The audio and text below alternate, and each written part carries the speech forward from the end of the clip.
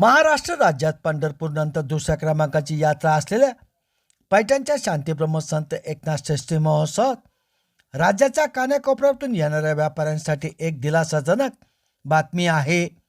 नाथषष्ठी महोत्सवात येणाऱ्या व्यापाऱ्यांना आता जागेसाठी फक्त 1,000 रुपयांची आकारणी केली जाणार असल्याचा निर्णय पैठणच्या नवनिर्वाचित नगराध्यक्षा सौ विद्याताई भूषण कावसनकर यांनी आयोजित बैठकीत घेतला.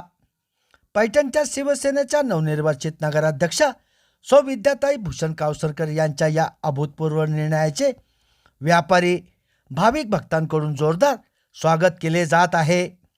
पंढरपूरनंतर राज्यात पैठणची नाथषष्ठी यात्रा दुसऱ्या क्रमांकाची यात्रा समजली जाते. यात्रेत राज्यातूनच नव्हे तर देशभरातून सुमारे 5 ते 7 लाख भाविक भक्त वारकरी तसेच शेकडो मानाच्या दिंड्या येतात. या अनुषंगाने राज्याच्या अनेक जिल्ह्यातून यात्रेसाठी लहान मोठे व्यापारी येत असतात. मात्र मागील पार्श्वभूमी पाहता सरसकट व्यापाऱ्यांना 5,000च्या पावत्या देऊन नगर परिषद प्रशासनाने जागे भाड्याची आकारणी केली, जी की अन्यायकारक आहे. याचा परिणाम लहान व्यापाऱ्यांवर झाल्याने नाथषष्ठी यात्रात येणाऱ्या व्यापाऱ्यांची संख्या कमी झाली.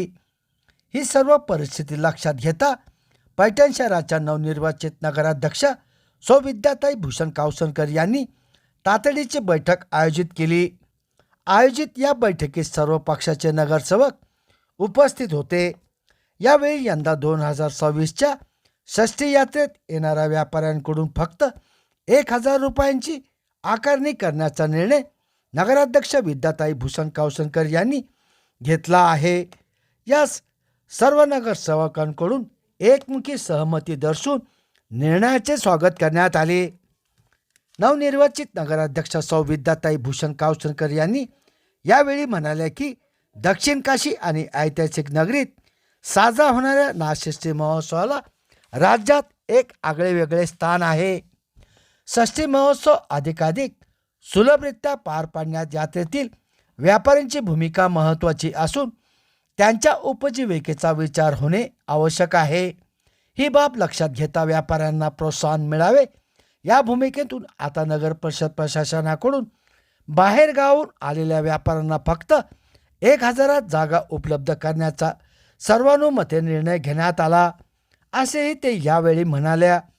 यावेळी त्या पुढे म्हणाल्या की तालुक्याचे आमदार विलासबापू भुमरे यांच्या मार्गदर्शनात नाथषष्ठी यात्रेत भाविकांना सर्व सुविधा पुरवण्यात येईल, अशी ग्वाही त्यांनी यावेळी दिली. नगराध्यक्ष सौ विद्याताई भूषण कावसनकर यांच्या अभूतपूर्व निर्णयाचे सर्व स्तरातून स्वागत केले जात आहे. बैठकीत नगरसेवकांच्या मानधनात वाढ करण्याचाही निर्णय घेण्यात आला. संभाजीनगर समाचार न्यूज चॅनलसाठी सुनील टाक.